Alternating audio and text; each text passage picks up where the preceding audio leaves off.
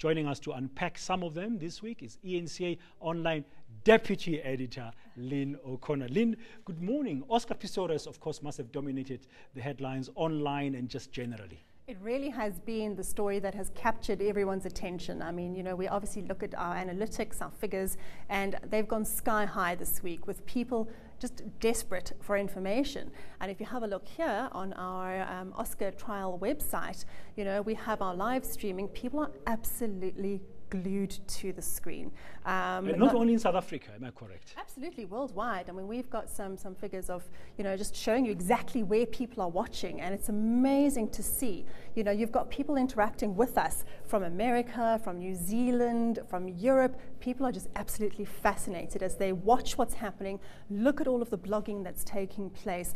But what we've also noticed is this community of people who are online, who are watching it, and they're actually commenting, and they've become friends. So when one person isn't there in the morning, everyone's talking about, you know, where is so-and-so this morning, you know, and they debate about what's happening in the trial, and they have a full-on conversation about what's happening. And today, as the final arguments get underway from 9:30 by both defense and prosecution, that live streaming will continue on our website, enca.com. /Oscar trial. Yeah. Well, there's another big trial that's got the attention of the world, at least, if not many South Africans, and that's the trial of Trin Diwani in Cape Town. It has, and you know, I've been very surprised to see that, you know, Oscar has still dominated everybody's focus. You know, we've tried to push as much of the Trin Diwani trial as possible on our website, but there's been very little interest in what is actually happening there. I think as soon as this Oscar case is over, then maybe the attention will shift down to Cape Town. But yes, you know, sensational stuff coming out of court, a lot of it being ruled irrelevant about Trin Diwani's sexuality and just what he was doing online before and after Annie Diwani was murdered. So yeah, lots coming out of court as well. And that trial was postponed this week to next week. But now, another big story that's been was this horrific accident. I know accidents can happen, but this one was really like a big one. When that 18-wheeler truck plowed into 50 cars near Alberton on the N12.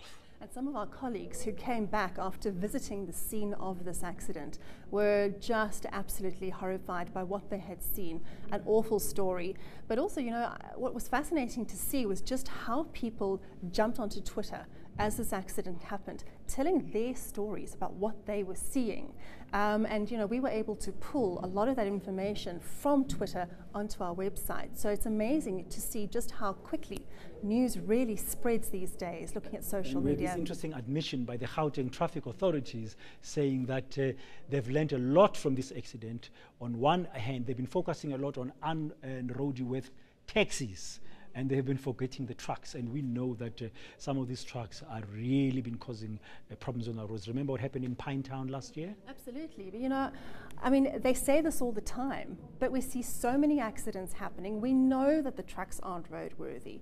And you know, I think that there are a lot of people saying, you know, we need to see results right now. We need to see the authorities clamping down on these truck drivers right now. Well, we're still battling with Ebola in Africa. West Africa, more than 4,500 people have died so far. We also have people now being affected as far afield as the United States. Another nurse overnight in Texas after treating a Liberian person who's died from Ebola. And now the African Cup of Nations is coming here in South Africa. Well, we just understand, Lynne, that Oscar Pistorius is arriving in Pretoria. Let's just go there now quickly and take those live pictures from outside court as Oscar Pistorius arrives for the final day of arguments in the pre-sentencing hearings. There he's coming into the court, as you can see.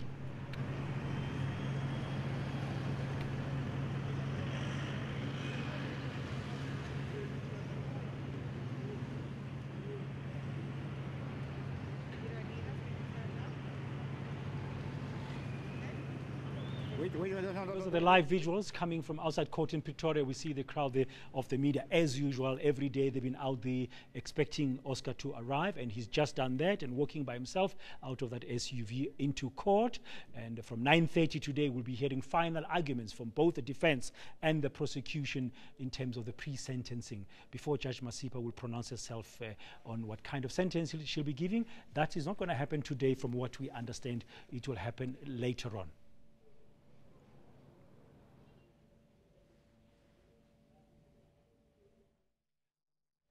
family members seem to be arriving now outside of that minibus, gathering there and talking as usual. This has been the kind of happening all the time when they come to court before 9 o'clock, and giving hugs there, some of the supporters and people who are welcoming them as they are coming into court for the final day of arguments. I can see that looks like it's Barry Steenkamp, the father of Riva Steenkamp. That's the Steenkamp family coming in at this time. This has been the normal kind of event every day. They've been coming to court at this time, and we always wonder what's going on their minds at this time. And of course, they've not been saying anything to the media at all as they arrive. Both sides on the Steenkamp family. That's Barry Steenkamp, the father of Riva, in the visuals. They're walking into court.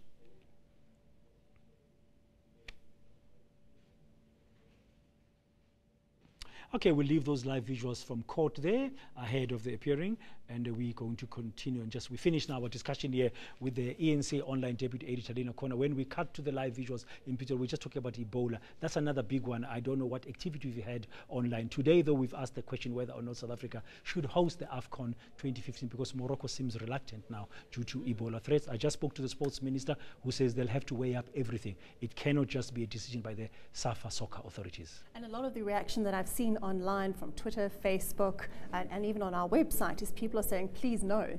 You know, I think people are terrified of Ebola right now, and rightly so.